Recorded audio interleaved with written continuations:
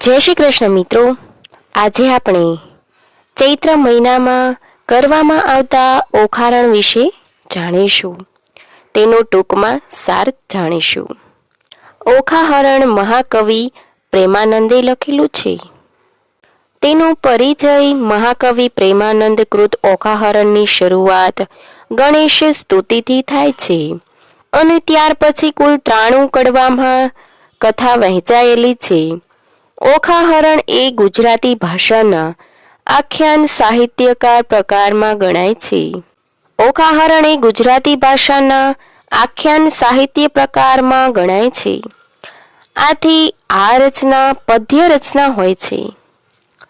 દરેક કડવું એટલે કે પ્રકરણ ચોક્કસ પ્રકારના રાગમાં ગાવાનું હોય છે. આખ્યાનકારો આ પ્રકારે આ આખ્યાનનું ગાન કરે છે. રાગની વિગત પણ દરેક કડવા સાથે આપેલી છે. અહીં આખ્યાનના પ્રકરણો માટે કડવું શબ્દ વપરાયેલો છે, જેનો ઉચ્ચાર કડવું કળવું એમ થાય. જેની વ્યુત્પત્તિ જોતા જણાય છે કે મૂળ સંસ્કૃત શબ્દ કટ એટલે કે બાજુ પરથી એક આખ્યાનનો અકેકો ભાગ, પ્રકરણ, અધ્યાય એમ અર્થ થાય છે. બીજી વ્યુત્પત્તિ સંસ્કૃત શબ્દ કલાપ મળે છે, જે પરથી તેનો અર્થ એક જ રાગના કાવ્યની કેટલીક કડીઓના સમુદાય, કવિતાનું એક નાનું પ્રકરણ, એક પ્રકરણનો કાવ્ય પ્રબંધ એમ થાય છે. કડવાની બધી લીટી એક જ રાગમાં ગવાય. હવે આપણે તેનું કથા સાર જાણીશું.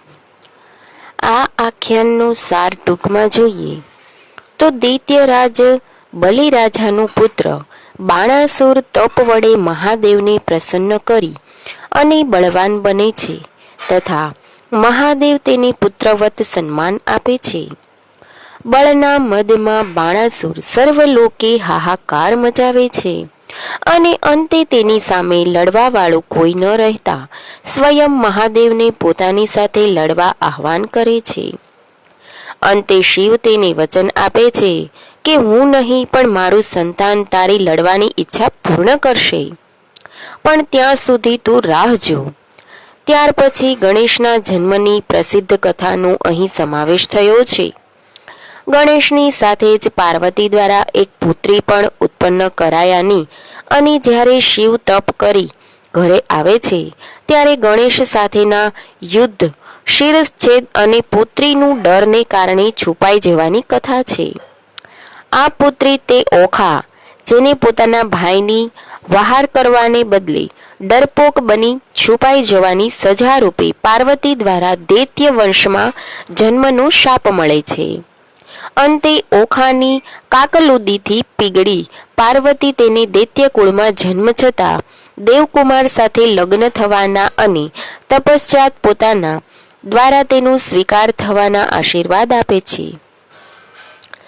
આ ઓખા દૈત્યરાજ બાણાસુરને ત્યાં પુનઃ જન્મ પામે છે અને ઓખાના જન્મ સમયે આકાશવાણી દ્વારા બાણાસુરને ચેતવણી મળે છે કે આ કન્યા દેવકુમારને પરણશે અને તે પરણશે ત્યારે જમાઈ દ્વારા તારા બળના અભિમાનનો નાશ થશે.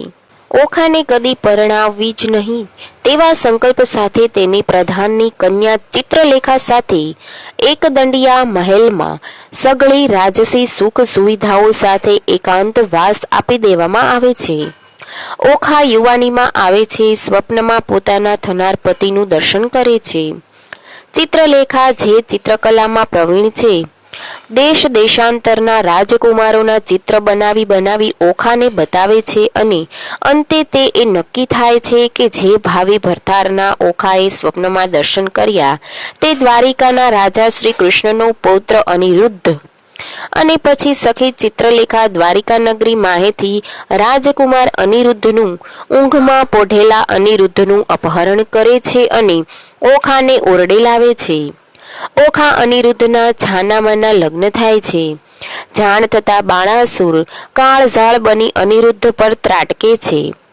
સંઘર્ષ પછી અનિરુદ્ધ કેદમાં પડે છે.